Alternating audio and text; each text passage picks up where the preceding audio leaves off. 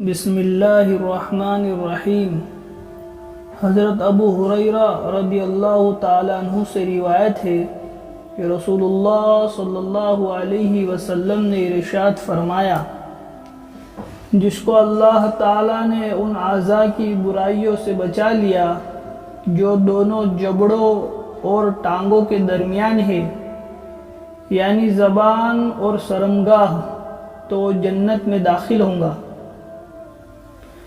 ابو سعید خدری رضی اللہ تعالیٰ عنہ سے روایت ہے کہ ایک شخص رسول اللہ صلی اللہ علیہ وسلم کے پاس آئے اور عرض کیا، یا رسول اللہ صلی اللہ علیہ وسلم، مجھے وصیت فرما دیجئے۔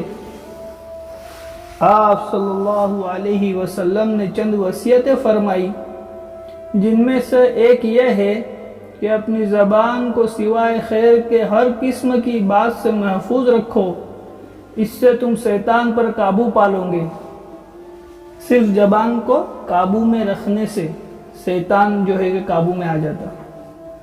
حضرت ابو سعید خدری رضی اللہ تعالیٰ عنہ سے روایت ہے کہ رسول اللہ صلی اللہ علیہ وسلم نے ارشاد فرمایا، انسان جب صبح کرتا ہے تو اس کے جسم کے تمام اعضاء زبان سے نہایت عاجزی کے ساتھ کہتے ہیں کہ تو ہمارے رب کے بارے میں اللہ تعالی سے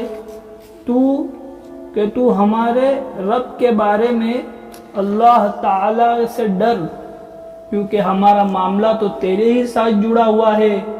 اگر تو سیدھی رہیں گی تو ہم بھی سیدھے رہیں گے، اور اگر تو ٹیڑھی ہو گئی تو ہم بھی ٹیڑھے ہو جائیں گے، اور پھر اس کی سزا بھگتنی پڑے گی۔ یعنی زبان جتنی قابو میں رہے گی اتنا جسم کے دوسرے اعضاء کے لیے بھی اچھی بات ہے۔ حضرت ابو ہریرہ رضی اللہ تعالیٰ عنہ سے روایت ہے کہ رسول اللہ صلی اللہ علیہ وسلم سے پوچھا گیا کہ کس عمل کی وجہ سے لوگ جنت میں داخل ہوں گے؟ ارشاد فرمایا، تقوی یعنی اللہ کا ڈر، اور اچھے اخلاق یعنی اچھی عادتیں۔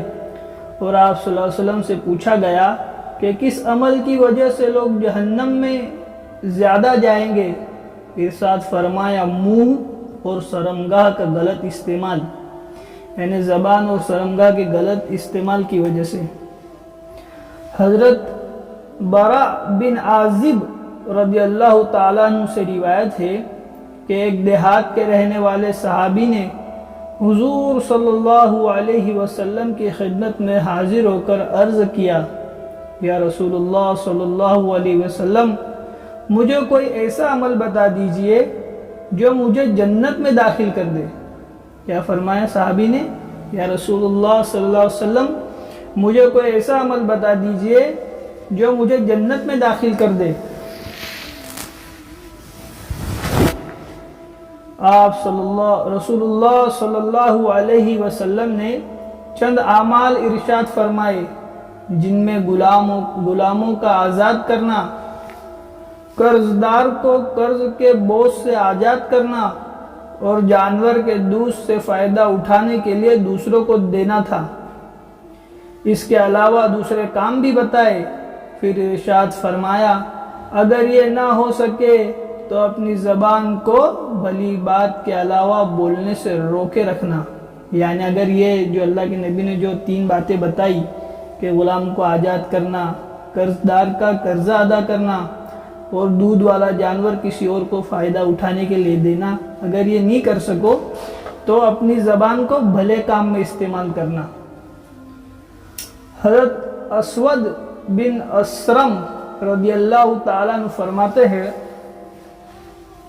کہ میں نے رسول اللہ صلی اللہ علیہ وسلم سے عرض کیا، یا رسول اللہ صلی اللہ علیہ وسلم، مجھے وصیت فرما دیجئے۔ ارشاد فرمایا، اپنے ہاتھ کو قابو میں رکھو۔ کیا ارشاد فرمایا اللہ کے نبی نے؟ کہ اپنے ہاتھ کو قابو میں رکھو کہ اس سے کسی کو تکلیف نہ پہنچے، یعنی کسی پر ہمارے ہاتھوں سے کسی پر ظلم نہ ہو، کسی کو تکلیف نہ پہنچے۔ میں نے عرض کیا، یعنی صحابی نے عرض کیا، اگر میرا ہاتھ ہی میرے قابو میں نہ ہو تو پھر اور کیا چیز قابو میں رکھ سکتی ہوں؟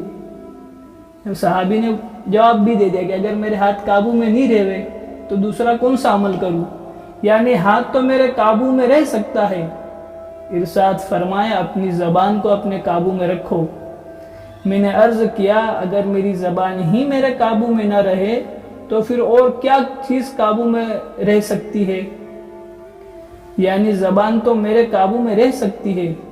ارشاد فرمایا تو پھر تو اپنے ہاتھ کو بھلے کام کے لیے ہی بڑھاؤ اور اپنی زبان سے بھلی بات ہی کرو۔ سبحان اللہ و بحمدہ، سبحانک اللہم و بحمدک۔